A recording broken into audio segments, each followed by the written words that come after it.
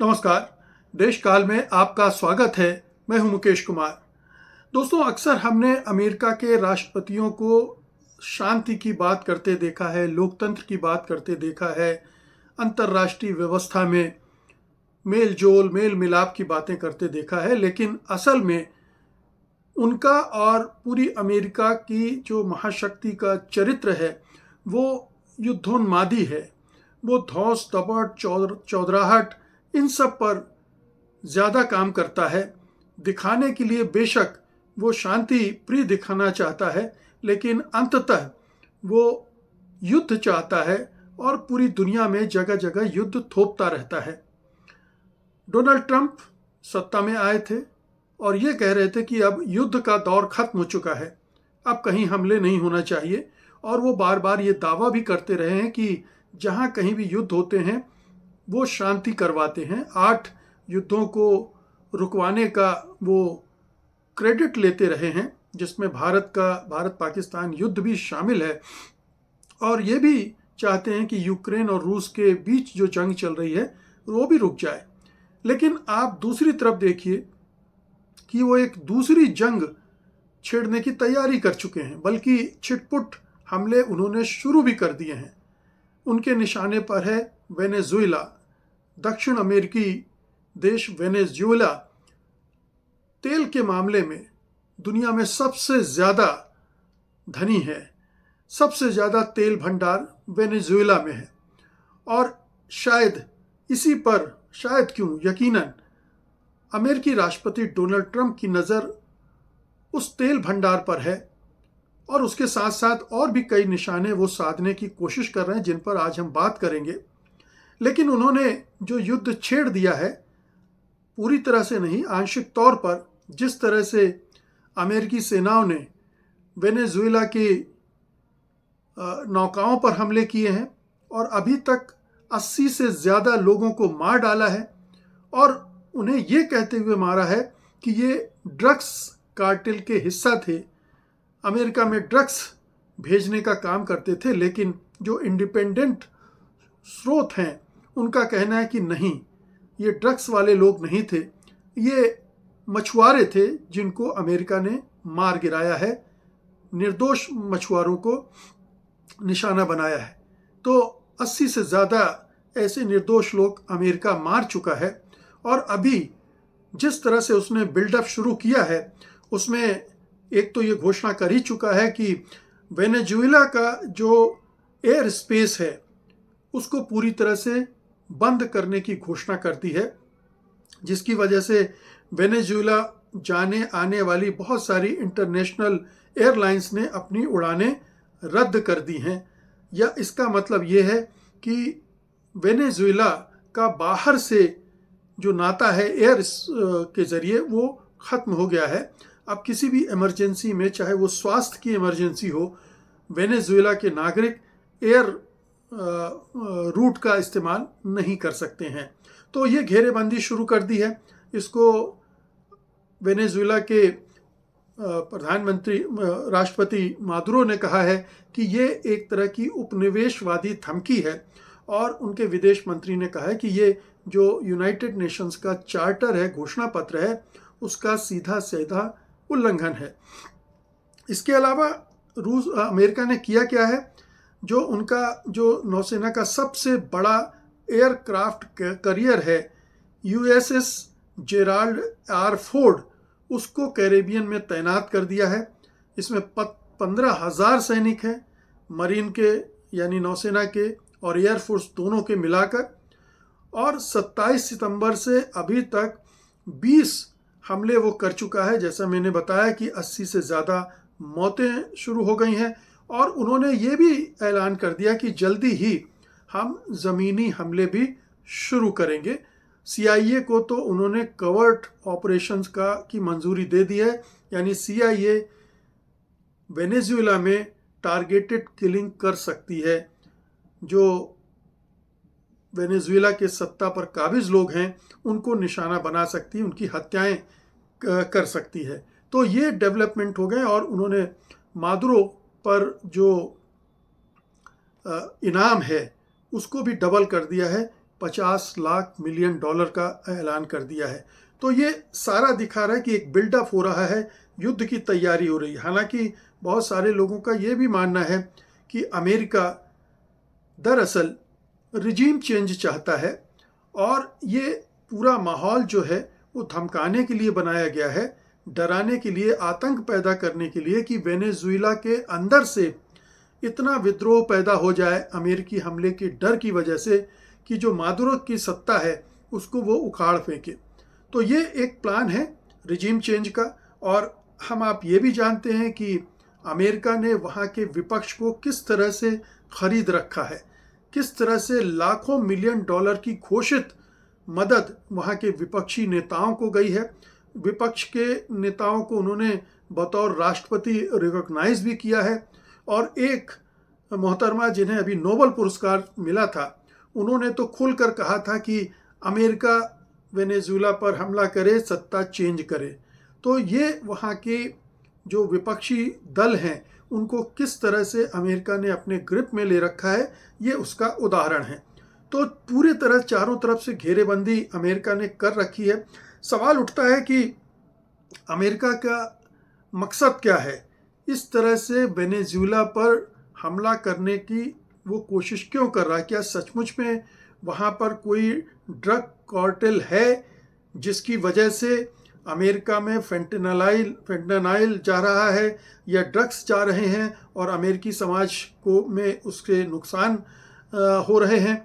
या फिर ये एक काल्पनिक है जिसमें उन्होंने एक ड्रग कार्टेल जिसका नाम है कार्टेल डी लॉस सोलेस, जिसको उन्होंने एक आतंकवादी संगठन घोषित कर दिया है और उसके खिलाफ कार्रवाई करने पर आमादा है। और ये भी कह दिया है कि राष्ट्रपति मादुरो जो हैं उसके सरगना हैं, उसके चीफ हैं उस आतंकवादी संगठन के। तो आप देखिए पूरा केस किस तरह से बिल्डअप किया जा रहा है। एक तो ये कि ड्रग्स का मामला बनाया जा रहा है, दूसरा ये बनाया जा रहा है कि मादुरो तानाशाह हैं और वो वहाँ डेमोक्रेसी नहीं है, इसलिए वहाँ परिवर्तन होना चाहिए।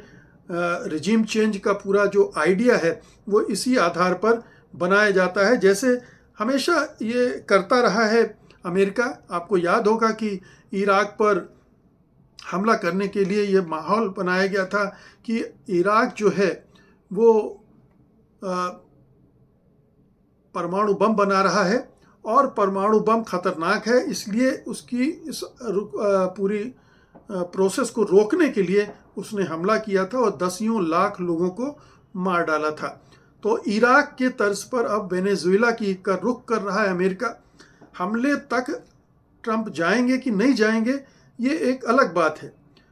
इसमें दो चीज़ें हम अभी डिस्कस करेंगे। एक तो ये कि किस वजह से ट्रंप ये कर रहे हैं और उनका मकसद क्या है, उनका एजेंडा क्या है, और दूसरा ऐसा करना क्या सही होगा अंतर्राष्ट्रीय कानूनों के लिहाज से। पहले आते हैं कि डोनाल्ड ट्रंप का एजेंडा क्या है। एजेंडा बिल्कुल साफ है।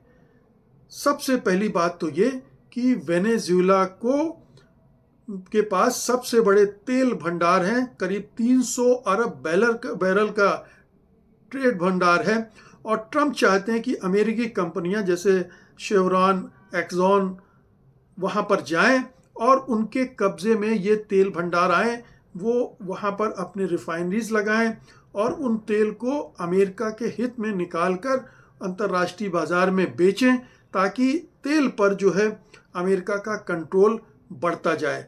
आपको बता दें कि वेनेजुएला में पिछले 20 सालों से लगभग इन पूरी चीज़ों का नेशनलाइजेशन हो गया है।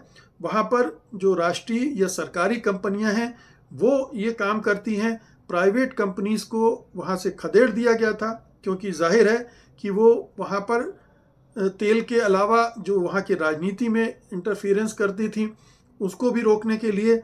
और एक समाजवादी सोच रहा है मादुरो, और इसके पहले उनके भाई जो सत्ता में थे उन शावेज, उनकी वजह से, और तब से ये अमेरिका के साथ टकराव चल रहा है। शावेज बहुत ताकतवर नेता थे, बहुत पॉपुलर लीडर थे और पूरे लैटिन अमेरिका में उनके ज़बरदस्त फैन थे, क्यूबा के साथ उनके बहुत घनिष्ठ संबंध थे, दूसरे ऐसे ही मुल्कों के साथ भी, और इस वजह से उस समय अमेरिका उनका कुछ बिगाड़ नहीं पाया। लेकिन शावेज की मौत के बाद उसने सोचा था कि अब बड़ा आसान होगा वेनेजुएला पर कब्जा करना, वो भी नहीं हो पाया और मादुरो वहाँ पर काबिज हैं। मादुरो की ताकत यह है कि सेना उनके साथ है और जनता के बीच भी उनकी लोकप्रियता काफ़ी है। तो सिस्टम उनके साथ है, जनता का बड़ा हिस्सा उनके साथ है, एक विपक्ष का एक हिस्सा है जो अमेरिकी हाथों में खेल रहा है, और वही आरोप लगाता है कि मादुरो ने वोट चोरी करके सत्ता पाई है या सत्ता पर काबिज हैं। मुमकिन है कि ये भी हुआ हो, लेकिन इससे विदेशी हस्तक्षेप की इजाज़त तो नहीं मिल जाती। ये वेनेजुएला का अपना घरेलू मामला है, वो संप्रभु देश है, ये वहाँ के नागरिकों को तय करना है कि वो इस पर क्या राय लेते हैं। अगर भारत में वोट चोरी के आरोप लग रहे हैं मोदी सरकार पर, तो क्या अमेरिका यहाँ भी सत्ता तख्ता पलट करने लगेगा या मोदी सरकार को हटाने के लिए हमले और इस तरह की बातें करेगा? नहीं करेगा, नहीं करना चाहिए। ये उनके अपना घरेलू मामला है और उसमें दखलंदाजी बाहरी कंपनियों को नहीं करना चाहिए। तो ये एक मसला है जिसकी वजह से, और इसका दूसरा एक हिस्सा और है कि वेनेजुएला में रूस और चीन काफ़ी हद तक वहाँ पर इस पूरे सिस्टम के तहत काम कर रहे हैं, वेनेजुएला की मदद भी कर रहे हैं, तेल के एक्सप्लोरेशन में, तेल के निकालने में और तेल व्यापार में वेनेजुएला की मदद करने में। वो उनका अपना भी फ़ायदा होगा, लेकिन वो उनके साथ है और उन्होंने जो अमेरिका ट्रंप करना चाह रहे हैं उसका जमकर विरोध भी किया है। संघर्ष इस तरह से शुरू हुआ है कि अभी 2025 में ही शेवरॉन का लाइसेंस रद्द कर दिया था मादुरो ने, और फिर भी वेनेजुएला का जो उत्पादन है अभी भी कम नहीं हुआ है, अच्छा खासा उत्पादन हो रहा है और वो अपनी अर्थव्यवस्था को सस्टेन करने में कामयाब हो रहा है। हालांकि जो इस तरह के प्रतिबंध और दबाव हैं उनकी वजह से वहाँ पर पिछले कुछ वर्षों में गरीबी बढ़ी है। जब शावेज थे तो उन्होंने बड़े पैमाने पर आर्थिक सुधार किए थे और निचले तबकों को ज़बरदस्त फ़ायदा पहुंचाया था। अब ये इस तरह के प्रतिबंधों की वजह से शायद उतना काम नहीं हो पा रहा हो, लेकिन मादुरो भी उसी लाइन पर काम कर रहे हैं। तो ये एक टकराव है इस वेनेजुएला के तेल भंडारों पर कब्जा करने के लिए और चीन और रूस को वहाँ से खदेड़ने के लिए डोनाल्ड ट्रंप और अमेरिका इस कोशिश में लगे हुए हैं। तो ये एक अब सवाल उठता है कि मादुरो की स्थिति कैसी है, वो कितना मजबूत हैं, क्या मुकाबला कर पाएंगे, उनके सामने विकल्प क्या है। जाहिर है कि जब एक महाशक्ति दबाव डालती है तो उस किसी देश में, वेनेजुएला बहुत बड़ा शक्तिशाली देश भी नहीं है, ठीक ठाक है, तो उसकी स्थिति कमज़ोर होती है, वहाँ के जो शासक हैं उनकी स्थिति कमज़ोर होती है, लेकिन फिर भी मादुरो की स्थिति उतनी कमज़ोर नहीं है। और चूंकि उनके साथ सेना है और जो मिलिशिया है वो भी उनके साथ है। अर्थव्यवस्था को नुकसान हुआ है, लेकिन तेल निर्यात की वजह से अभी भी वो सस्टेन कर रहे हैं। अगर अमेरिका हमला करता है तो पूरा एक राष्ट्रवाद की लहर आ सकती है वेनेजुएला में और वो मादुरो को और मजबूत करेगी। और अगर किसी तरह से उनको हटाने का षड्यंत्र अमेरिका करता है तो फिर एक नए तरह का युद्ध शुरू हो जाएगा, जैसे वियतनाम में गुरिल्ला युद्ध शुरू हुआ था। उस सूरत में वेनेजुएला लंबे समय के लिए संघर्ष में चला जा सकता है, गुरिल्ला वारफेयर शुरू हो सकती है और लाखों लोग मारे जा सकते हैं और अमेरिका को फिर और भी ज़्यादा, मतलब एक तरह से बारूद पर पैर रखने जैसा होगा अगर वो वेनेजुएला में फिर घुसता है। इराक में जैसा हुआ, जैसा अफगानिस्तान में हुआ, वैसा वहाँ भी उसे भुगतना पड़ सकता है। मादुरो ने बातचीत के दरवाजे खोल रखे हैं, लेकिन ट्रंप दबाव डाल रहे हैं तेल के शेयर पर और जाहिर है कि मादुरो ने इसको ठुकरा दिया है, लेकिन वो बातचीत करने को तैयार हैं।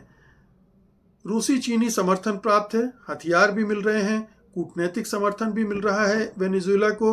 रूस ने अपने बम वर्षक भी भेजे हैं और ब्रिक्स का भी समर्थन काफ़ी हद तक वेनेजुएला के साथ है। 40 लाख से ज़्यादा जो है वो गुरिल्ला मिलिशिया है वेनेजुएला में मादुरो के साथ। कम प्रशिक्षित हैं लेकिन लंबी लड़ाई के लिए वो तैयार हैं। विपक्ष चूंकि बटा हुआ है और सेना चूंकि लॉयल है मादुरो के प्रति, इसलिए ट्रंप अगर वहाँ पर कुछ दखल देने की कोशिश करेंगे तो ये इनको भारी पड़ सकता है। तो ये परिस्थितियां हैं वहाँ पर, और इस स्थिति में जाहिर है कि अगर डोनाल्ड ट्रंप उसमें वेनेजुएला में युद्ध करने के जाते हैं तो वो अपने हाथ भी जलाएंगे। वेनेजुएला का तो नुकसान होगा ही, जिस तरह से इराक तबाह हुआ, अफगानिस्तान तबाह हुआ, हो सकता है वेनेजुएला की तबाही भी हमको देखने को मिले, लेकिन संभावना यही है कि ऐसा ना हो। एक और पक्ष है इसका कि क्या अंतर्राष्ट्रीय कानून इस तरह के हमले की इजाज़त देते हैं? बिल्कुल भी नहीं देते हैं। यूएन चार्टर आर्टिकल 2.4 के तहत कोई भी कार्रवाई ऐसी नहीं की जा सकती है जब तक कि कोई आत्मरक्षा का बहाना ना हो, कारण ना हो, बहाना नहीं, कारण ना हो। और ऐसा कुछ दिखता नहीं कि वेनेजुएला अमेरिका पर आक्रमण करने जा रहा हो, तो ऐसा कुछ है भी नहीं। अगर ड्रग ट्रैफिकिंग हो भी रही है तो ये एक अपराध है, लेकिन इसको युद्ध नहीं माना जा सकता और ना ही इसके आधार पर संघर्ष छेड़ा जा सकता है। दूसरी बात यह कि आत्मरक्षा में एक प्रोपोर्शनेट कार्रवाई होनी चाहिए, यानी अगर ड्रग्स का हो रहा है ट्रैफिकिंग तो उसको रोकने के लिए एक सीमित कार्रवाई हो सकती है, पूरा युद्ध करना गलत होगा। इसी तरह से अगर हमला होता तो ये संप्रभुता का उल्लंघन होगा खुलेआम, और इसे यूएन के तहत नहीं माना जा सकता है सही। चीन और रूस और क्यूबा तीनों ने कहा है कि डायलॉग कीजिए, बातचीत कीजिए, और याद दिलाया है कि 1989 में पनामा में जो हमला किया था वो एक दौर दूसरा था, तब उस समय उतना विरोध नहीं हुआ था, लेकिन अब इसका वैश्विक विरोध बहुत ज़्यादा हो रहा है। तो ये तमाम परिस्थितियां हैं। साफ है कि ट्रंप का एजेंडा क्या है। वो वेनेजुएला के तेल भंडार पर कब्जा करना चाहते हैं, वो रूस और चीन को वहाँ से खदेड़ना चाहते हैं और अपने मन माफिक सत्ता चाहते हैं जो उनके लिए और उनकी जो मल्टीनेशनल कंपनियां हैं उनके लिए काम करें। यानी एक कहना चाहिए कि एक पूरे देश को अपने मातहत लाना चाहते हैं। अमेरिकी आर्थिक हितों को साधने के लिए एक देश को बर्बाद करना चाहते हैं, गुलाम बनाना चाहते हैं। ये बड़ा दुर्भाग्यपूर्ण है और उल्टा भी पड़ सकता है। वियतनाम में जो अमेरिका की हालत हुई थी, बहुत कमज़ोर मुल्क था वियतनाम सैन्य दृष्टि से, लेकिन वहाँ गुरिल्ला वारफेयर ने उनके दांत खट्टे कर दिए थे और उसे उल्टे पांव लौटना पड़ा था। अफगानिस्तान से भी यही हुआ था, बिना काम पूरा किए उसे अमेरिकी सेना को वहाँ से लौटना पड़ा था। और अगर वेनेजुएला में वो ये काम करेंगे तो ये उनके लिए बहुत नुकसानदेह होगा। और सबसे बड़ी बात तो ये कि जो ट्रंप अपने आप को शांति दूत बताते हैं, जो इसी आधार पर अपने लिए नोबेल पुरस्कार चाहते हैं, अगर वो इस तरह की कार्रवाई के लिए जाते हैं तो उनके सारे आधार, सारे दावे ध्वस्त हो जाएंगे और वो भी उन्हीं राष्ट्रपतियों की तरह होंगे जिन्होंने अतीत में बेवजह झूठे कारणों और बहानों से दूसरे देशों पर हमले किए, तबाही मचाई और लाखों जानों को कत्ल कर दिया। ये ना हो, यही अच्छा है। और मादुरो अगर थोड़ा लचीलापन दिखाते हैं, उन्होंने दिखाया भी, पेशकश भी की है कि तेल और सोना भी वहाँ पर, गोल्ड भी काफ़ी है वेनेजुएला में, इस दोनों में अमेरिकी कंपनियों को कुछ एक हिस्सा देने की पेशकश भी की है उन्होंने। लेकिन शायद ट्रंप पूरा कब्जा चाहते हैं और सत्ता परिवर्तन उनका लक्ष्य है ताकि पूरी तरह से नियंत्रण किया जा सके। तो देखना है कि इस दिशा में वो कितना आगे तक जाते हैं। और हमले पूरा फुल फ्लेजेड वार का रास्ता अपनाते हैं या नहीं। बहुत बहुत शुक्रिया आपका। धन्यवाद। नमस्कार।